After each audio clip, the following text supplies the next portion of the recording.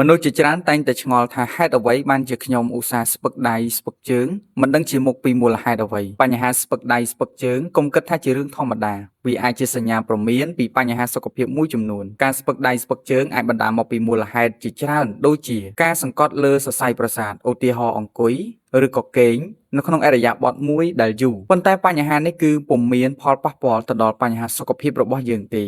វាកើតឡើងដោយសារតែការគៀបការសង្កត់យូរប៉ុន្តែបញ្ហាទី2គឺបញ្ហាសរសៃប្រសាទដែលអាចតាក់ទងទៅនឹងជាតិស្ករខ្ពស់នៅក្នុងឈាមឬក៏ជំងឺផ្សេងៗដូចជាបញ្ហាលើសជាតិអាស៊ីតឬក៏បញ្ហាទឹកនោមផ្អែមបញ្ហាលើសខ្លាញ់នៅក្នុងសរសៃឈាមជាដើមបញ្ហាប្រឈមមួយទៀតគឺកង្វះវីតាមីនមួយចំនួនដូចជាវីតាមីន B ជាដើមបញ្ហាចុងក្រោយនោះគឺគេសង្កេតឃើញថាអ្នកដែលមានបញ្ហាឈាមរត់មិនល្អខ្ញុំសូមបញ្ជាក់ផងដែរថាបើសិនជាលោកអ្នកកំពុងមានជំងឺទឹកនោមផ្អែមហើយមានអាការៈស្ពឹកក្តៅក្រហាយតាមបាតដៃបាតជើងផ្សាចាក់ឈឹបខ្ទោកពិបាកសម្រានពិបាកគេងវាជាសញ្ញាមួយ